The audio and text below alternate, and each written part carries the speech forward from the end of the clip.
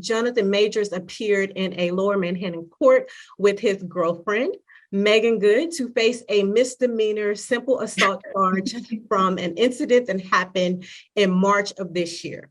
After a status conference, which is a brief meeting of opposing parties to determine the outcome of a case, the judge set an August 3rd trial date for the actor. However, Majors' attorney Priya Chaudhry said after a recent hearing that Majors is a Black man weighing 200 pounds, whose current case highlights the racial bias that permeates the criminal legal system.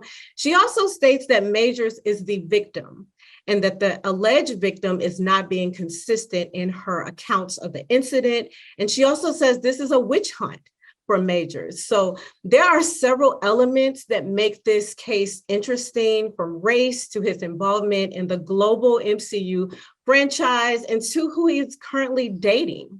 So Jason, do you think as an actor, do you think he's gonna recover and restore his image after this? I hope so.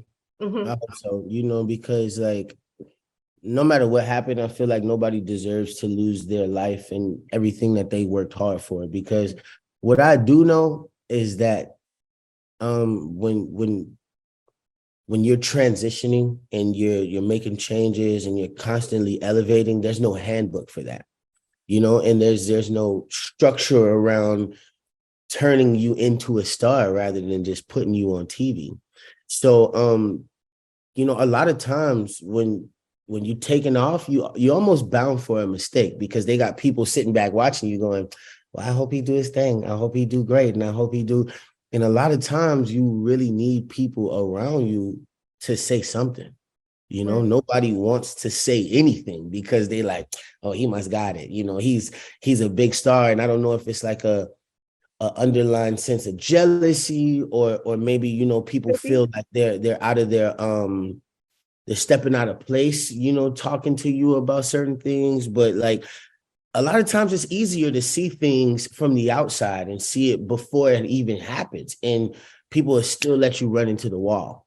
So for me, I know he's a wonderful actor. He's somebody who I don't like. Me and him don't have a great relationship, but I do know him. You know what I mean? And every time I've had an encounter with him, it's been graceful. I want to say first, thank you so much. Or with this case with Jonathan, it's been a case that's been ongoing, right? On the show, Pierre and Yamanika, I know we talked about Eddie Griffin when he was talking about, Black men don't leave Hollywood without that asterisk. Like there's always an asterisk behind a Black man after he leaves Hollywood. So I want to come to you and ask, what do you think about, what do you think about that? Do you agree that it's difficult for Black men to leave Hollywood without that asterisk, especially when you're reaching, like we saw Jonathan Majors reach a height, right? Like he was at the height of his career. Do you agree with Eddie Griffin that, Black men can't leave Hollywood without that asterisk? Absolutely. Because it's no secret that I went through what I went through, right? And still everybody is sitting back going, what did he go through? What did you go through? I don't know what you go through. When I sat around at the round table with my team and, I talked to them about the situation. They said, Jason, we want to believe you. I was like, sorry, what? You know what I mean? You guys are supposed to be my team. And on top of that, they did have enough nuts to tell me, like, some of this is because you're Black. Like, it just is what it is. Right. And you just got to swallow that. You know what I mean? Like, because my situation wasn't even really a situation. It was just somebody who said something. And, it makes me a little bit tight that the person that said something was a Black woman who used to tell me all the time, I just love to see my young Black brothers win. I just love this for y'all. I love this for y'all. But, as soon as things didn't go her way, she tried to tear the whole show down, starting with Lena Waithe. You know what I mean? And she put she put a story out that ultimately I think backfired so hard because she hasn't worked since then. She made it seem like me and Tiffany Boone had an issue with each other. And I'm not really sure of Tiffany's situation, but I definitely feel like she got the shit end of the stick. You know what I mean? Because, like it's probably out there in the zeitgeist now, like, oh, we know for sure Tiffany and Jason didn't have a problem, but you know, it's out there now. So now people are looking at her as a problem as well, Right. It's like it trickles down. It's a domino effect now. Now it's affecting everybody. I will say too, I appreciate your authenticity. Like I appreciate your honesty, and I can feel that from you. I'm curious though, because I know you said as you're sitting at this table, right? It's very disappointing to know that your team doesn't have your back. What were you feeling, to see Hollywood kind of take that turn on you, or to see these people turn on you? What exactly were you feeling? Because I can only imagine what we're seeing, Jonathan feel, that we just don't have insight to. So just to get it from you, what were you feeling in your situation during that time? I just felt like everything I was ever told about my talent, about how wonderful of a person I was, all of those things was all a lie.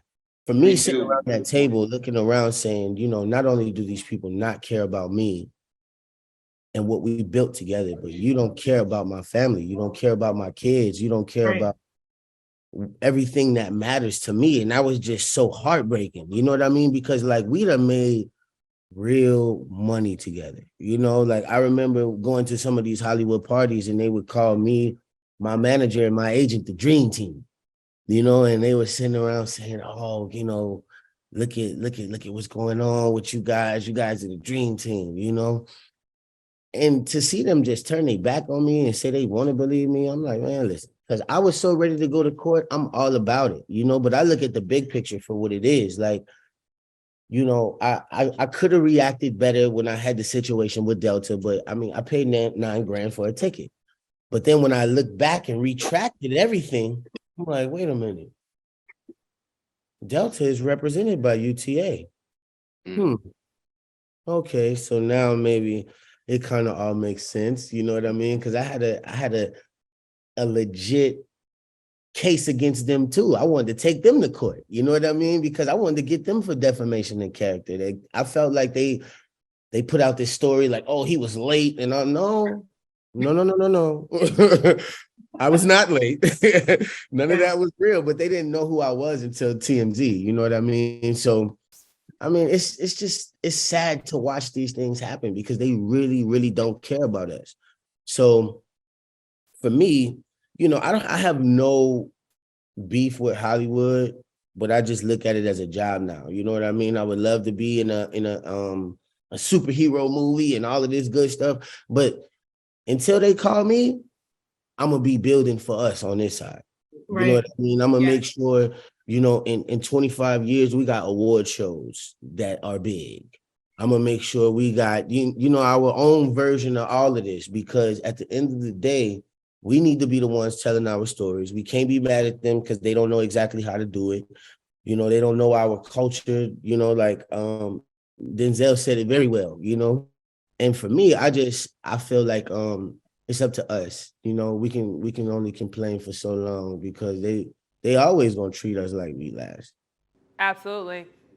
Last question for you, and then Pierre and Yamanika, I'm gonna open the floor and let Joya take over. Last question for you, and I guess it's a two-part question, right? Because in your explanation, it kind of feels like a sense of betrayal, right? Which I can only imagine. Like you said, you're connecting the dots, and even me looking at the things going back, it's like that doesn't make sense. If I pay that much for a ticket, I would be upset too, and I'm pretty sure anybody would be upset. So a two-part question here. Do you think what we're seeing with Jonathan Majors, do you think we're seeing, a similar thing of him being betrayed? And whether you believe that or not, what advice would you give Jonathan Majors? I know you said that you know him, you don't have a close relationship, but if he is watching, what advice would you give him?